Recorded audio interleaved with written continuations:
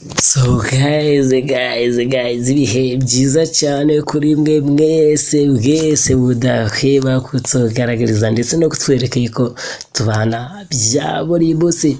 Ino akaba ari umwami umwana official, of course nge nkaba ndi umwami muto cyangwa se unyitemo saza wabo Seba. So guys, reka twigarukire ku mpamvu indirimbo Jugumla ya DJ Philip yahurijemo twakita Chris Eazy, Linswan ndetse n'uwo twakita Kevin Kade aka Munda.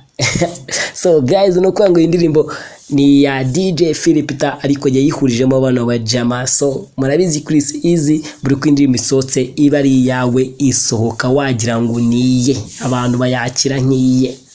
Simubizi. So mwakibaza ngo kubera iki indirimbo ya DJ Philip igiye kunyura kuri channel ya Chris Eazy. So guys, reka mbibutse gukanda subscribe riba nabuti babobi and then kandi bufite byihorere nyine to sibyo.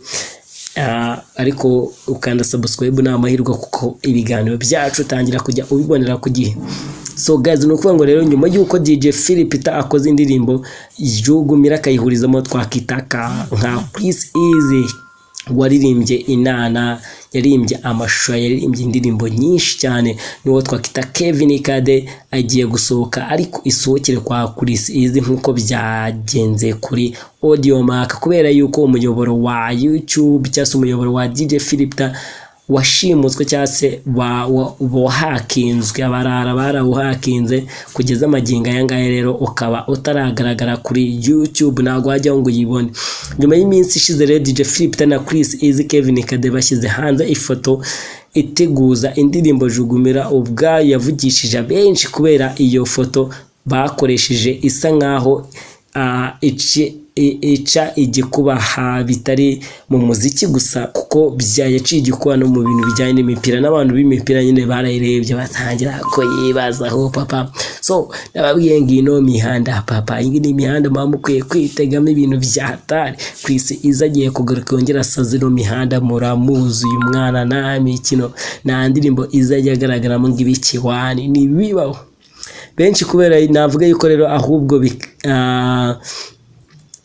irafoto ikimara gusohoka navuga yuko nkaho yaraje itangiye guca ibikuba bitari mu muziki gusa ahubwo bikagira kumera ku bintu bijyanye n'umupira w'amaguru nkuko iyo foto bigaragara nyine ubona bari mu mupira w'amaguru. Nyuma y'iminsi mike ishize bashyize hanze iyo foto baherekejeho agace gato ko muri iyo ndirimbo. So guys, no kwago na kaboro gato nyine bashyize kuri iyo foto abana b'inkwakuzi ba General Benda ba Jojo Breeze barabajama bose nyine batangiye kwikurira ama challenge ba Shakira ba Titi Brown nyine bana babyinnyi bacu muzi dukunda cyane. Mbibutse yuko ejo muri twari turi ahantu bafatira amashusho bo bajama bose bari bahari, ni bimwe mu ndirimbo zigiye kuza muri ino mihanda zigasiba izindi ndirimbo zose zazimaze iminsi mike sarasohotse murabizi izi ntacyo wanajya du. So no kuvuga ngo rero bayikoreye ama challenge abana b'inkwakuzi batangiye kwikorera ama challenge bidaciye kabiri rero ibintu byahinduye isura ubu nyuma yuko Chris Eazy ashyize hanze iyi ndirimbo Jugumla mu buryo bw'amajwi ku rubuga rwa Audiomack, ariko abantu benshi ntibabyitaho kubera yuko yashyize igihangano kuri konti ye akandi ari icya DJ Philip. So niyo mpamvu rero navuga yuko si ubwa mbere ni nako byanagenze kuri Bana nayo yagaragaye kuri konti ye kandi iyo ndirimbo ari ya Shafi ariko ni kuri Audiomack.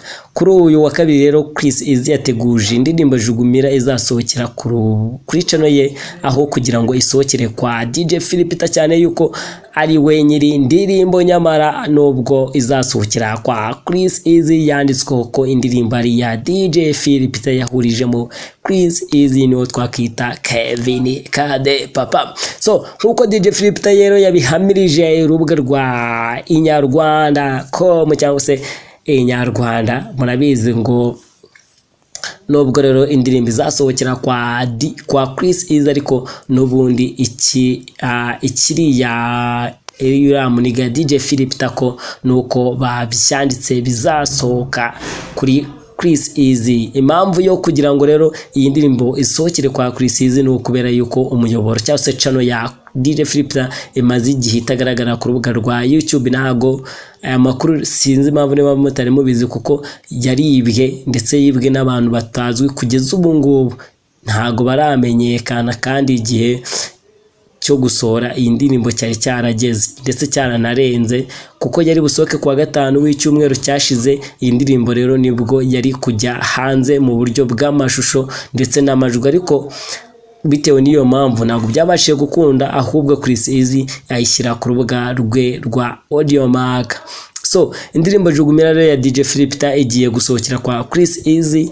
DJ Flipta yakoze indirimbo Jugumla ayisohora kuri channel ya Chris Eazy. Ibyo ngibyo mubimenye. Kevin Kade heruka kuri indirimbo yitwa Munda, nawe ari muri ino ndirimbo papa wanje. So guys, reka mbashimire bavuga ngo ukomeze muryoherwe n'ibiganiro byo umwami w'umwana.